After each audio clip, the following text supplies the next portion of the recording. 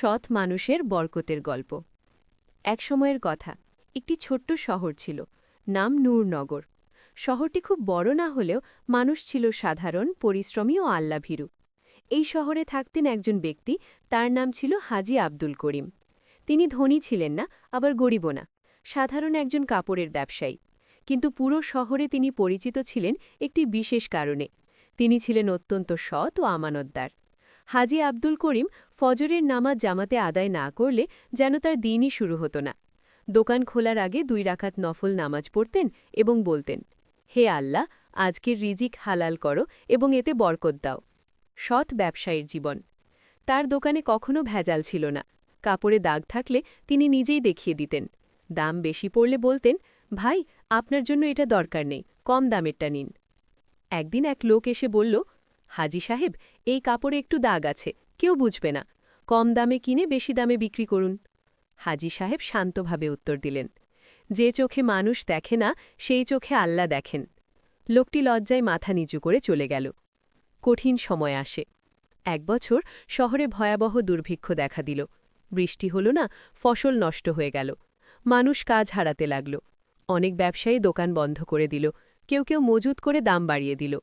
কিন্তু হাজী আব্দুল করিম ঠিক করলেন তিনি দাম বাড়াবেন না, বরং যাদের টাকা নেই তাদের বাকিতে কাপড় দিতেন।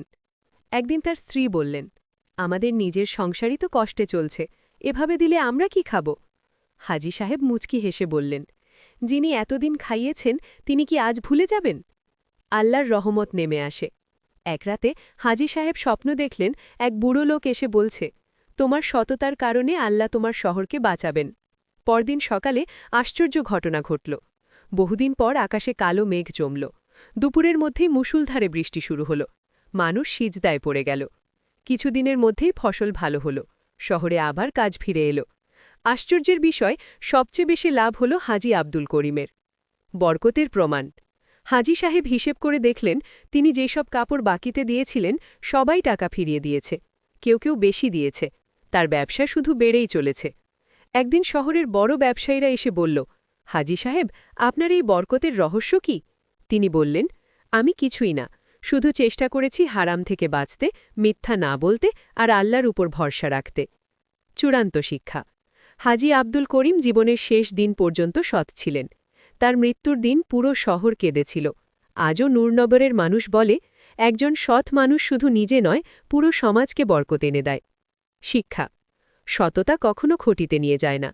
হালাল রিজিকে অল্প হলেও বরকত থাকে।